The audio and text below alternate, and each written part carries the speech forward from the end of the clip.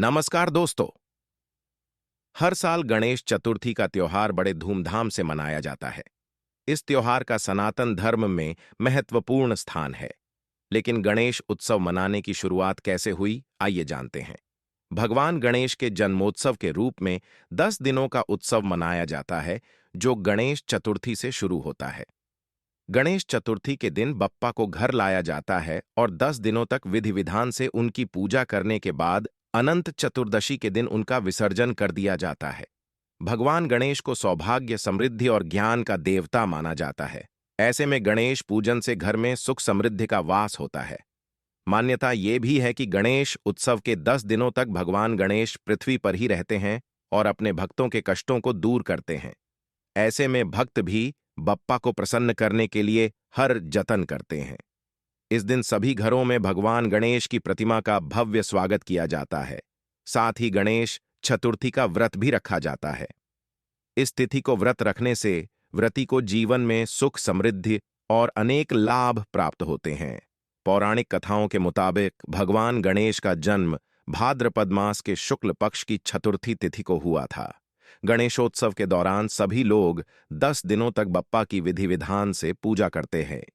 किसी भी नए काम की शुरुआत से पहले भगवान गणेश की पूजा करने की परंपरा है। गणेश जी को विघ्नहर्ता कहा जाता है, जो आपके जीवन में आने वाले सभी दुख दर्द को दूर करते हैं। गणेश उत्सव मनाने की परंपरा महाराष्ट्र में छत्रपति शिवाजी महाराज के समय से ही है। गणेशोत्सव की शुरुआत महाराष्ट्र की राजधानी पुणे से हुई थी।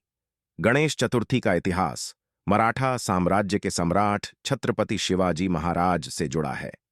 मान्यता है कि भारत में मुगल शासन के दौरान अपनी सनातन संस्कृति को बचाने हेतु छत्रपति शिवाजी ने अपनी माता जीजाबाई के साथ मिलकर गणेश चतुर्थी यानी गणेश महोत्सव की शुरुआत की थी। छत्रपति शिवाजी द्वारा इस महोत्सव की शुरुआत करने के बाद मराठा साम्राज्य के बाकी पेशवा भी गणेश महोत्सव मनाने लगे।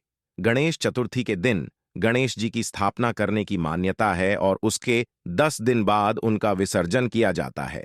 धर्मशास्त्रों के अनुसार इसके पीछे एक बेहद ही महत्वपूर्ण कथा छिपी हुई है। पौराणिक कथा के अनुसार महर्षि वेदव्यास ने भगवान गणपति जी से महाभारत की रचना को क्रमबद्ध करने की प्रार्थना की थी। गणेश चतुर्थी के ही दिन व्यास जी श्लोक बोलते गए और गणेश जी उसे लिखित रूप में करते गए। 10 दिनों तक लगातार लेखन करने के बाद गणेश जी पर धूल मिट्टी की परतें चढ़ गई थी। गणेश जी ने इस परत को साफ करने के लिए ही 10वें दिन चतुर्थी पर सरस्वती नदी में स्नान किया था। तभी से गणेश जी को विधि विधान से विसर्जित करने की परंपरा है। और वीडियोस के लिए सब्सक्राइब करें। देखते रहिए बज़ टीवी इंडिया।